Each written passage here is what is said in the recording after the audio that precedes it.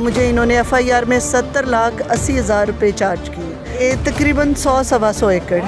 100 एकड़। तो ये रातों रात आपने कैसे काटी और क्या तरीक़ाकार किया था? खलाई मखलूक को दावत दी थी आपने?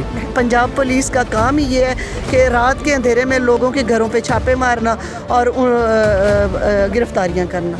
ये झूठी एफआईआर, ये वाकई कोई चोरी हुई है? स्पीकर साहब से कहा है कि मेरा इस्तकाक, ये फसल चोरी की एफआईआर मेरे पे करके पंजाब हुकूमत ने मेरा इस्तकाक मजरू किया है। ये चोरी के अलावा कितनी एफआईआर आपके ऊपर दर्ज है? कि रात के 2:30 बजे हमारे फिर गांव में रेड हुआ है, सुबह 8 बजे दोबारा हुआ।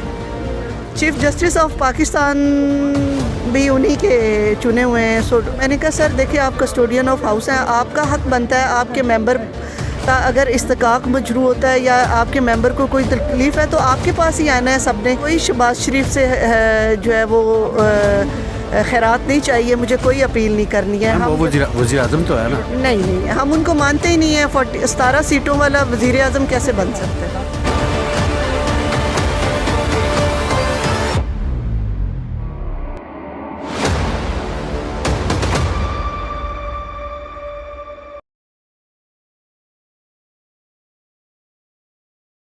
बिस्मिल्लाहिर्रहमानिर्रहीम। अस्सलाम वालेकुम नाज़रीन, मैं हूं नमीन और आप देख रहे हैं लब आज़ाद टीवी। पार्लियामेंट हाउस में मौजूद हो और मेरे साथ जो शख्सियत मौजूद है, बड़ी इंटरेस्टिंग एक कहानी और एक सवालिया निशानी और एक अलमिया है कि पंजाब की जो वज़ीर-ए-आला है वो मरियम नवाज़ एक औरत ज़ात है और एक औरत के ख़िलाफ़ न जाने कितनी एफआईआर कटी गई है। और दूसरा इल्ज़ाम ये भी है कि रातों रात पता नहीं कितनी फसल काट के तो वो अनीका मेहदी भट्टी साहब हमारे साथ मौजूद है।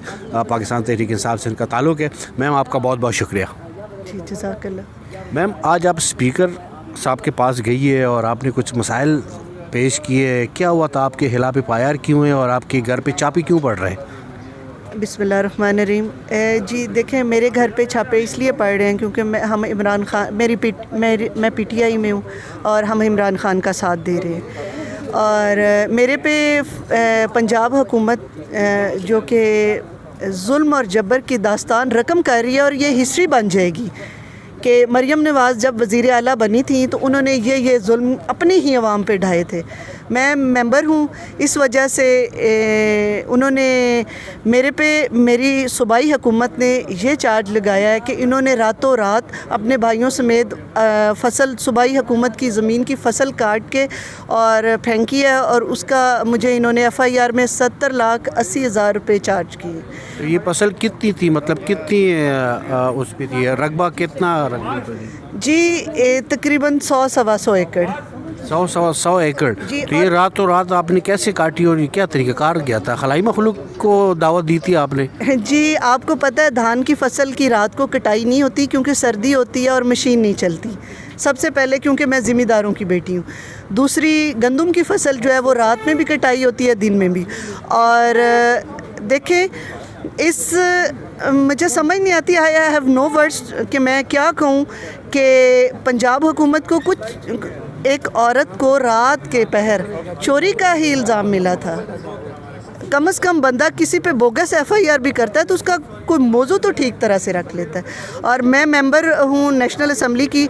मैंने स्पीकर साहब से कहा है कि मेरा इस्तकाक, ये फसल चोरी की एफआईआर मेरे पे करके पंजाब हुकूमत ने मेरा इस्तकाक मजरू किया है।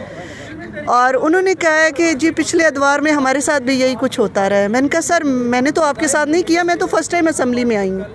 ये मुकाफ़ात अमल है, ये क्या है? देखिए मुकाफ़ात अमल कैसे होगा जब मैं फ़र्स्ट टाइम असम्बली में आई हूँ? तो मैंने ऐसा कुछ किया नहीं है जो मैं बीजा नहीं है जो मैं काट रही हूँ।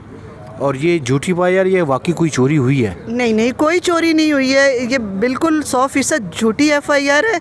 इसका इनके पास कोई गवाह भी नहीं है। मेरी ओपोनेंट है मोहतरमा सायरा अफजल तारड़, उनके गांव का एक इन्होंने मुस्तगीस चुना है कौलो तारड़ का। तो क्योंकि इनके पास कोई गवाह भी नहीं है, उसको इन्होंने मुस्तगीस बनाया है और शर्म आनी चाहिए ऐसी हरकतें करते हुए इन्हें। इसके चोरी के अलावा कितनी एफआईआर आपके ऊपर दर्ज है? आई थिंक मेरे पे 2 एंटी करप्शन की एफआईआर भी हैं, वो भी इसी तरह बोगस ही है। और घर पे जो छापे पड़ रहे हैं, आप बता रही कि कल भी कोई छापा पड़ा है आपके डेरे पे, आपके घर पे? कल उमर अयूब भाई ने फ्लोर ऑफ हाउस पे मेरा इशू रेज़ किया था, उसके बाद मीडिया टॉक में भी उन्होंने रेज़ किया था। इस चीज़ की इतनी पंजाब हुकूमत को, ख़ास तौर पे वज़ीर आला मरियम नवाज़ को तकलीफ़ हुई है कि रात के 2:30 बजे हमारे फिर गांव में रेड हुआ है, सुबह 8 बजे दोबारा हुए। तो हम अपने मौक़िफ़ से पीछे नहीं हटेंगे, ये जो मर्ज़ी है करना कर लें। अच्छा मैम, आप भी एक माँ एक बेटी है और वो भी एक माँ एक बेटी है, तो खातून का इस पे तो मैं कुछ भी नहीं कह सकती हूँ, क्योंकि वो भी एक ख़ातून है और मैं भी एक ख़ातून हूँ। उन्होंने तो कहा था कि मैं ख़वातीन के हकूक़ को किसी सूरत पामाल नहीं होने दूँगी, मैं ये नहीं करूँगी। ये सब दावे हैं, ये सिर्फ बातें हैं जो वो करके भूल जाती हैं। स्पीकर साहब के पास जब आप गई तो स्पीकर साहब ने क्या कहा? कोई एक्शन लेंगे या कस्टोडियन के हवाले से, क्योंकि वो कस्टोडियन है और आप भी पार्लियामेंट का हिस्सा है?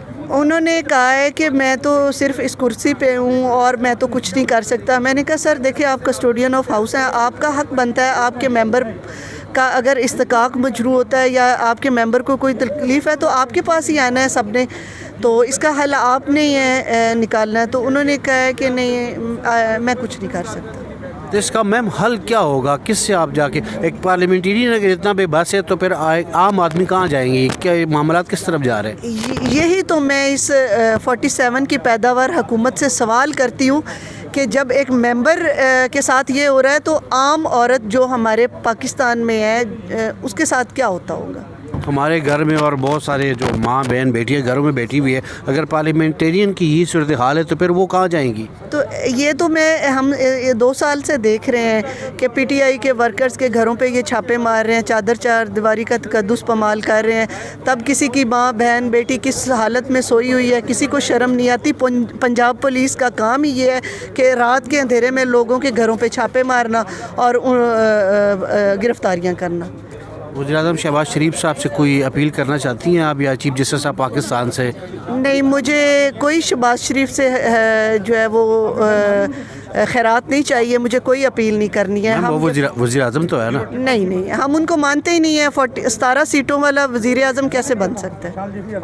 देखिए ना, ये अगर इसको आप इस्लामी जमहूरिया पाकिस्तान कहते हैं तो इसमें जमहूरियत होनी चाहिए ना। तो जिस पार्टी ने 17 सीटें ली हैं वो अगर उनका वज़ीर-ए-आज़म शहबाज शरीफ हैं तो सॉरी टू से मैं तो उनको मानती ही नहीं। और चीफ जस्टिस ऑफ पाकिस्तान?